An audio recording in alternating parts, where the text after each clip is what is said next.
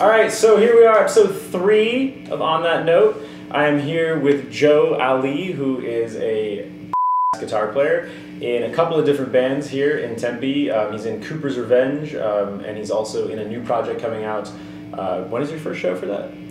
Next Friday, the 25th. Friday, May 25th, he'll be playing with Brother Teresa, which is a new project that he has started. We're going to dive into some of his music today, and the song that I would like to start with is it Boodling? Boodling. Boodling. Yeah. What is that? So it's a few things. Okay. At first I thought it was the notification sound on the iPhone. Okay. Boodling. Okay. You know? Or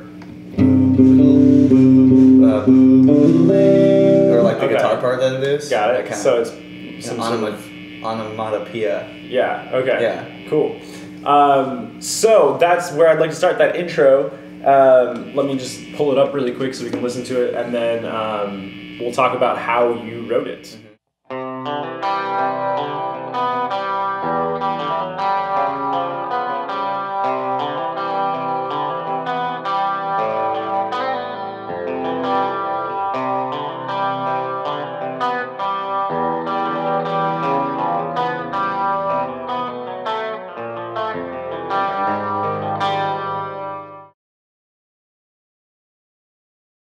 So that part, I mean, it's an amazing part.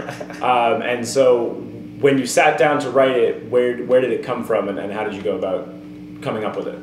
I think I just knew I wanted some kind of arpeggio part with the open strings, and I wanted to incorporate the open strings as much as I could. And I think we were talking about that at school at the time.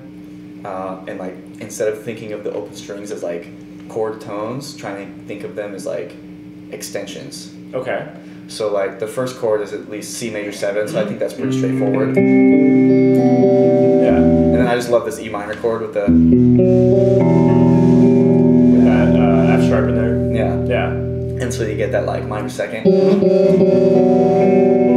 G, yeah. I don't think I go to the B, but then then you do D flat. So I was thinking of that as a flat 2 dominant chord. Like so you've got tritone sub kind of thing. Yeah. Almost? Were you thinking of that consciously? Okay. Yeah. I think I had learned a jazz standard at the time, and I really liked that sound. Okay. I think it's usually a major 7 chord, flat 2, but I think the way that this is, it's you've got, I guess you get the sharp 11 and then the 13. Yeah, if we're going back to G. Or no, not the 13, it's just the flat 7. Yeah, yeah. And then, so I think I started with that C chord part.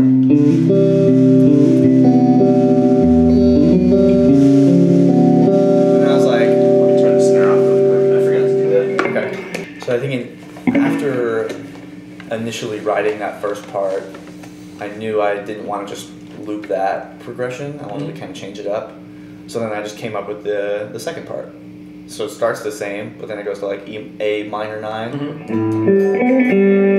and then this F major 7 9. Yeah, and then I go back to the first part.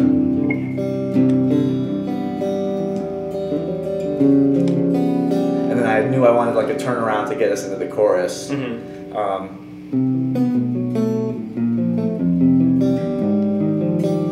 Is that so? I think because I'm playing it wrong. So I go. Yeah.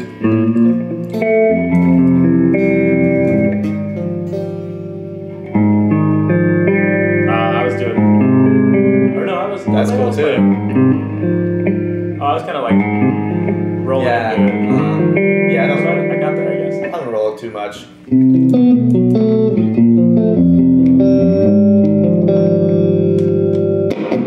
And then it goes into that part. Yeah. So that I'm intrigued to hear that you were thinking tritone sub, because I didn't know if that for the audience, Joe is a jazz guitar performance jazz composition major at ASU, so he has a very academic background along with being in more rock-based bands as well. But yeah, so it's cool to see that you guys, or you were thinking of it as that root movement down a half step. after initially writing the like, or knowing that I wanted the arpeggiation part, I definitely approached it harmonically. Okay. And like wanted to come up with some kind of interesting harmony, and then figured out how to kind of incorporate that into the texture. Got it. Okay, cool. And then, I mean, how did this chord come from that style of thinking as well? Because what is that? That's like a... It's like flat 6. Yeah. Because I guess I was originally it's in like C major, I guess. Yeah. The intro. Yeah. But then the chorus is like all parallel chords, so it's like not really in a key, I don't think. Yeah, not quite. I mean, I'm hearing it resolve to that E pretty definitively, but yeah. It sounds like E major to me as well. So you're going from like a C major intro, so is this kind of the... It's still, like the first chord of the chorus is still C major 7, so I think that is my leading chord into that. Yeah. Yeah. Okay. And again, I just love the like seconds. And I think at the time we were learning a lot of Thelonious Monk songs. Okay, that makes sense. He likes to play with the seconds and those all those crunchy spiky notes. sounds. Yeah. Okay, cool. And then so you jump into that verse part where we're looking at all these like major 7 voicings, where we're going C major 7, F major 7, E major 7. Yeah, and that's it. That's the whole chorus. Yeah. So I'm curious because those are some really dense chord voicings. Yeah. And the song is very distorted. So what made you think, you know what, I really want distortion on these, you know, like 4-note chords that are moving parallel? I don't know, it's just like the chord itself is already pretty heavy and dense, like you said, and I think just the distortion just adds to it, makes it extra heavy. Cool. Because like normally when I approach things like that, I'm always like, the distortion's gonna like, you're not gonna be able to hear the harmonic, but it really, I mean, you can feel it. I don't know if you can hear it so much as you can definitely feel the I was gonna say girth, but that's like a gross word, but you can feel how large the sound is. Yeah. And then it's going, you know, that way. And so that was just thinking parallel and harmony. Yeah. Or was the melody leading there, or was the harmony leading there, do you think? So I wrote that part first, the chorus. Before the intro? Yeah. Okay. So I had that idea for the melody. I was actually kind of worried that it wasn't a strong melody because it's so reliant on the chords. So like I tried to sing it without the guitar part, and it was kind of hard to hear that melody, you know? So I think it really is dependent on the harmonic structure. So yeah, I think the chords came first. Okay. And I think just naturally my ear gravitated towards that top note. Yeah, that's 7. And I kind of just went with it. So, and then the melody you're singing over it is just that? Just all the major 7s of those chords, yeah. And then I believe, is there a harmony a 5th lower? Yeah, the harmony's a 5th. Okay. So it's like... So that's the verse part, and then the turnaround in the melody is like the... Yeah. Goes down to the 3rd of E. And then was that just came from like, this is the last rotation of the verse, so we want to take it somewhere different? Was that the idea? Yeah, I've heard that formula. You like repeat something 3 times and then change it. Okay. And I think I was talking about it to somebody at that time. Like they thought that the lower notes were like a melodic relief. Okay. Or release, I should say. So I think I was wanting to experiment with that because I feel the opposite. I feel like you go to a high note to like release something. But right there it just sounded more fitting to kind of go down, let it resolve. Yeah, okay, cool. Especially since the major 7 is like such an intense kind of yeah. melody. It kind of brings it home. Back into the thirds to feel more stable. Got it. Then it goes into kind of a variation of that opening riff. And the thing that's interesting about this one that I thought, because I didn't hear it, I heard it, but I didn't notice it, is it some sort of synth piano? It's a Rhodes. It's a Rhodes? Okay. Run through a fuzz pedal.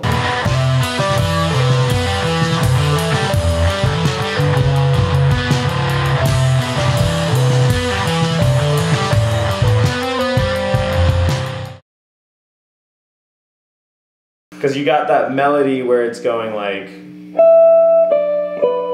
Is that what it is? Yeah, I forgot it, honestly. I forgot that we did that. Where did that come, like, was that just you guys were messing around, like, while recording and, like, we need something additional here? Eamon Ford was borrowing a Rhodes from a friend of his, and it was just staring at me. I just wanted to play it so bad. So we did. So you just added it. Cool. And then why did you change that? I mean, it's the same kind of harmonic foundation as the intro, but there's a couple of riffs that are different. That's the one where you're doing. Oh, and the verses. Kind of thing. Yeah. Just for a variation, or was there any sort of specific reason that you wanted to switch the intro part or change it enough to feel different? Yeah, that's pretty much it. Just to make it not get stale. Even though the intro part is really cool and I do enjoy it, I think I just wanted a different like rhythmic feel. So for the recording, I forgot kind of like how I play those verses differently. I kind of do it live differently every time to kind of keep it fresh for myself. But the second verse is pretty much the same. It's always a.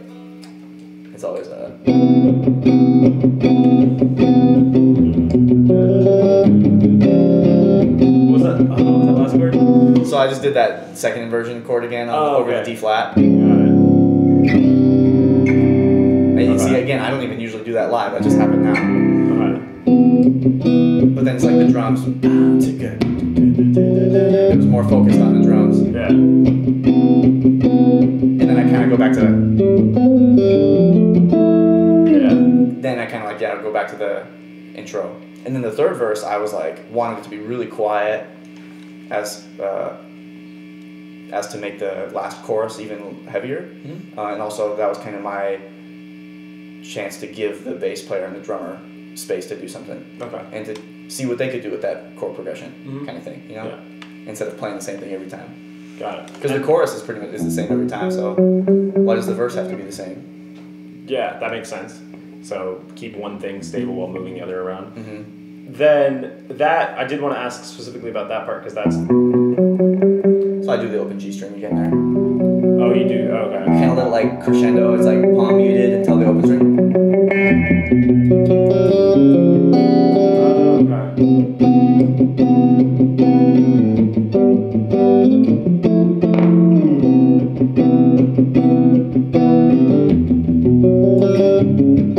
And then I just strum those chords. Try to turn towards the amp, get some feedback. Yeah. Because I love that part too, the hits. Cool. Okay, so to go back in time even further to, I think this on Bandcamp it says released November 2015. Yeah. The song Hack by the band Snore and Chorus that you used to be a part of. So that intro, I know you said you didn't write it, but it's got that crazy kind of, it's like that dominant, F-sharp dominant thing into that. Yeah, I forget how I was playing. It was like the,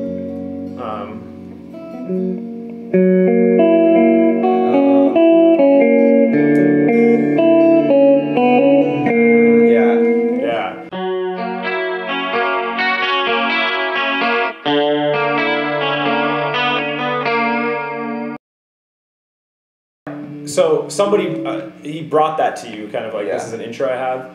Where do you, when you hear something like that, where it's unconventional and very dissonant, where does your mind like go? Like, what should I bring to this? And then what did you do? Yeah, I think since it's the intro, I knew that I wanted to kind of like lay out and like let Alex kind of have that spot. But I think in general, whenever I encounter something like that, even though I have like all this theory knowledge in my head, and in a time like that, I try to forget it and like just go back to like what sounds good. Because Alex would do that a lot, where it's like he would bring something to the table that's like really interesting, but also like dissonant and may not have made sense, but like it just sounded really cool. Yeah. So yeah, I just try to elevate that instead of being like, no, that's not right. It doesn't make sense theoretically, but it doesn't always have to. Yeah. Yeah. And then after that intro, the bass part kind of kicks in with that. I can't quite hear the order of it, but it's the. It's like 2 on the E. Oh.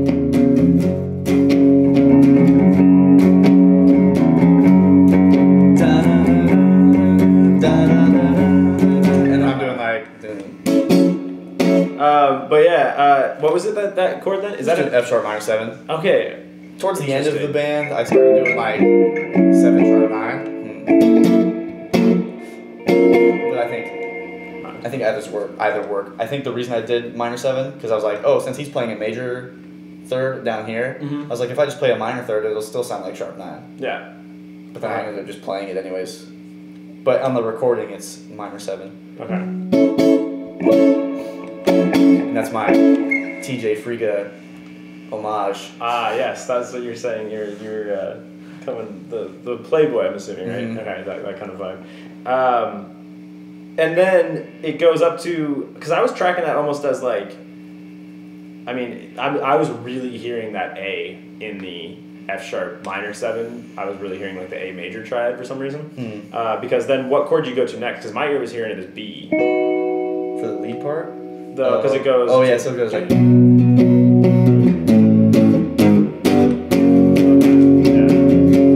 Yeah, so I go. Yeah, so I go.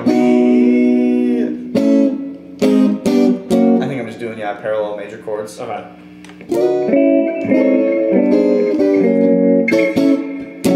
And then it goes into the chorus. Yeah.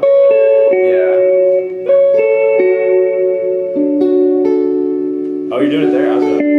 But that makes sense. Just because it's like the same shape, so. Yeah. It's that major 7 chord. Yep. And if I remember the chords correctly, I think it's just pretty diatonic. The first one is like F sharp minor to D major. But I think. You reverse direction on it. Yeah. Yeah. And even though I think everybody else or Alex was playing a major 7 chord, so. Okay. So he got that major 7 sound from his voicing. Got Even it. though I was kind of like letting that note ring out. Yeah.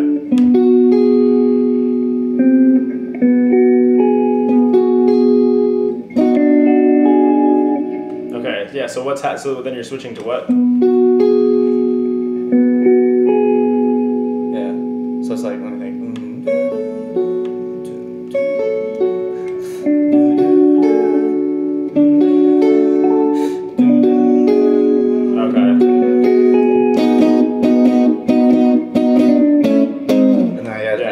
Triads. So it's kind of you're going with that like E major 9 because the bass does move up from D to E there. Yeah. Okay. So the chord progression then would be F minor, D major to E major 9. And then it does the thing in like the verse, the B down to F sharp again. That's when it kind of with the drum hits where it's like. Yeah. Got it. Yeah, that's really cool. So which part of you wrote this part? Yeah, in that band I was like the lead guitar player. Okay, got it. And I don't even want to say lead player because me and Alex definitely like traded off. But in that song, I definitely took more of a lead role because that was primarily Alex's composition. So he was singing it. So I think, at least for me personally, I find that if I write a song, it's easier for me to kind of play the rhythm guitar. Makes it a little bit easier to focus on the singing. So I think that's what he was doing. Okay. So yeah, that gave me room to be the lead player. Got it. And the first two pretty conventional, like straightforward. I see where you come from with it. Why go there? Again, I just love the seconds. Okay. The crunch. Just looking for that 9 vibe. And then with the distortion, it just makes it like you hear the wobble that much more. So I love that. Cool. Then it goes back into the verse. It's another chorus. Then you get that like outro bridge section, which you said was kind of a transition. Yeah. Now the chords there are very strange because you're kind of going like C sharp minor, C7, a really interesting G because you hit that. Because I'm really tracking it as like minor, dominant, major minor. Yeah. Like because you hit that major third and immediately drop it to a minor. That kind of vibe. Again, that is Alex's part. Okay. Like, so that's what he plays. Yeah, that was just, and then it goes to, all I'm hearing is that tritone there. Just E. Is it just diminished that? Or something? Okay, oh, okay. With no got it. And so, when you hear that, because obviously, I mean, similar to the intro where it's just kind of this collection of cool dissonance, where are you coming from? Like, what do you... Because that's just challenging. Like, hey, here's these chords. Yeah, it was pretty challenging for a lot of Alex's songs. Not that there's anything wrong with it, but I definitely think his experience with like theory and like harmonic structures is definitely not as vast. Mm-hmm. But I think that's what makes his part so interesting because he is solely relying on the sound of it. Mm-hmm. And I think even though as the lead player in that song, I tried to stay out of his way because that's such an interesting part. Mm-hmm. So I just played like something just real simple, just like kind of swells. And even when I play that G chord, I just play G major. Yeah, and that's what. And then just the. And then I just play the tritone there. Got it. Mm-hmm. And then it drops into a triplet feel there with that bass part because the bass part becomes like. Yeah.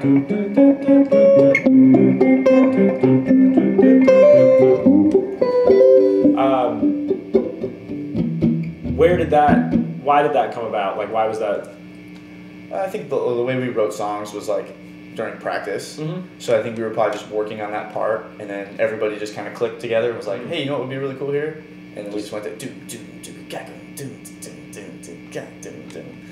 So yeah, I think it just happened pretty naturally. I don't think anybody said, hey, let's do this. I think it happened, and then we were like, yeah, let's keep that. Got it.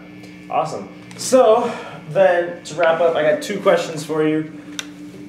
The first one is kind of the one I ask everybody because again, it's something my students always are asking me, and I'm always curious about other people's answers. But how do you use music theory in a creative way? Essentially, like how does it impact your writing?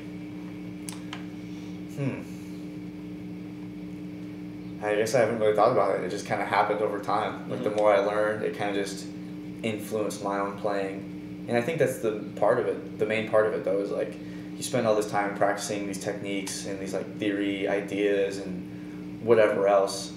You practice it just so you can forget it, and just so it can eventually become ingrained in your playing and come out naturally. But even like going back to bootling, I think that really helped me come up with more ideas than I probably would have in the past. I probably would have just repeated that first line a few times. Probably wouldn't even have come up with that, honestly, if I didn't know how to manipulate my open strings like I wanted to without learning all that stuff before.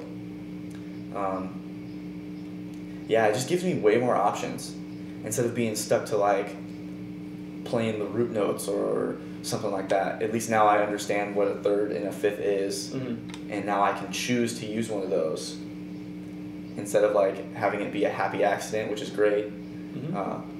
I can just jump right to it a lot quicker too. Instead of taking minutes or days to kind of like work something out, it's just happens a lot quicker. Got it.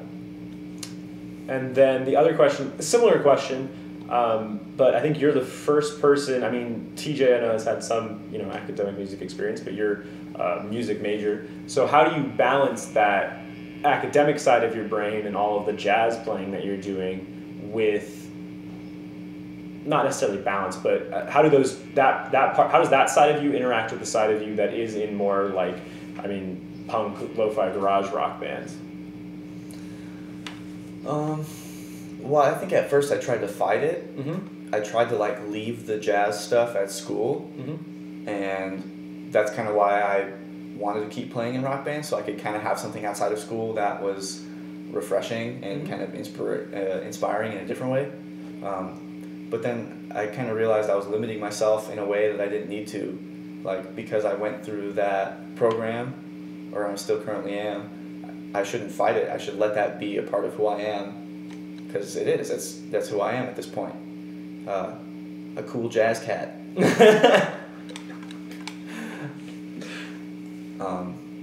And like even in the Brother Teresa band, I tried to like resist it and tried to write just like straight ahead rock pop songs, but I realized that's what would make it different, is if I just brought the things to the table that maybe not a lot of other people would.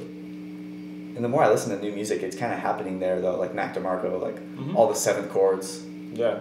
And like I hear a lot of people getting more interested in those like denser harmonies and like just those different colors because they're so new or like not as familiar to a lot of people. So I figured I'd roll with it and kind of blend the two worlds, really. If that answers your question. Absolutely. Cool. All right, we're good. That's a wrap. I'll play one more time.